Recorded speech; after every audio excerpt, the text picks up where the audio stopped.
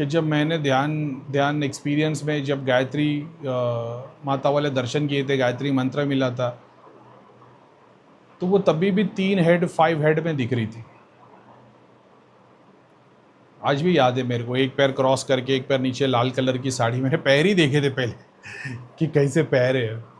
बहुत बार सिद्धि शक्ति देवी देवता आते तब वो सबसे पहले पैर ही देखते हैं उसके, क्योंकि गुरु से वही सीखे थे कि पैर पैर देखे।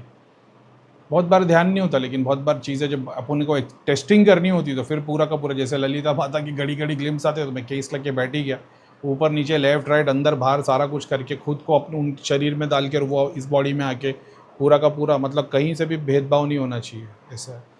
जब तुम अपने कॉन्शियसनेस अपने सारे सूक्ष्म शरीर को निकाल के देवता के अंदर डाल देते हो, देवता का सूक्ष्म शरीर तुम्हारे अंदर आ जाता है और तुम एक्सपीरियंस कर रहे होते, वो पूरे नीचे से ऊपर तक के डायमेंशन में एक चींटी बराबर भी कुछ ऊपर नीचे होगा तो एक्सपीरियंस कर लोगे। ऐसा है, तो मैं तो गिनता भी नहीं था।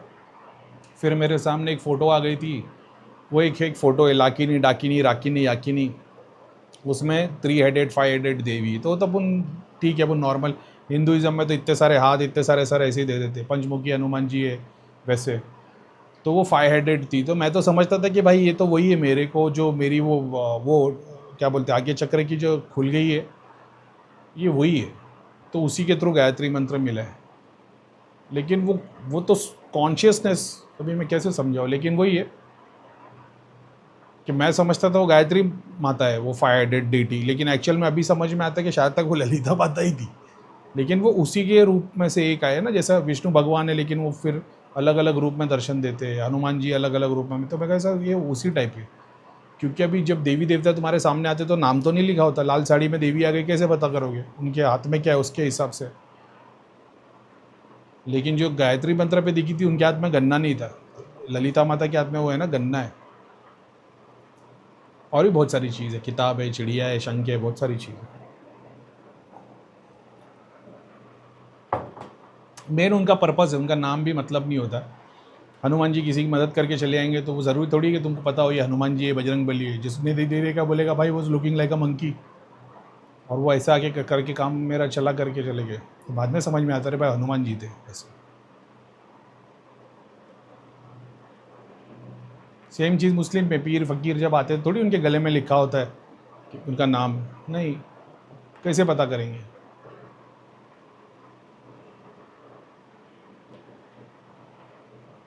और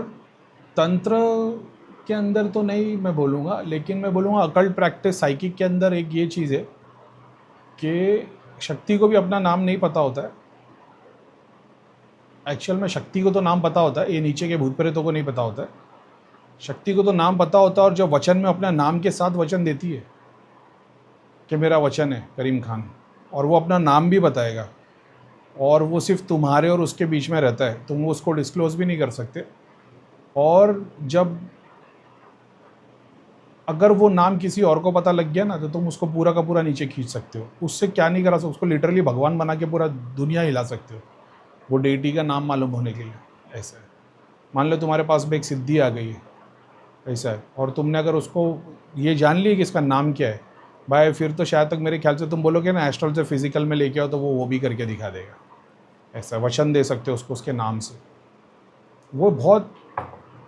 अंदरूनी चीज़ है, उसको इतना जनरली बोलना भी नहीं चाहिए पब्लिक में।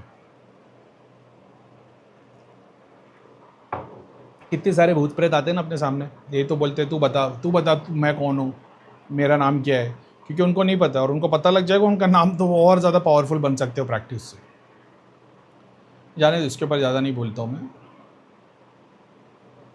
मेडिटेशन करते हुए डर लगता है, अभी वही है, सिद्धि शक्ति वाले बैठेंगे ध्यान जाप करते हुए, बोले अरे करीम मैंने बताया नाम मैं भी जानता हूँ मेरी देवी के पास, आपका नाम क्या है, वो कुछ भी बोल देगी, भाई मेरा नाम है चंद्रकला, समझ रहे हो, तो बोला जो चंद्रकला, अरे मेरे को तो नाम पता लग गया है ऐसा नहीं होता वो।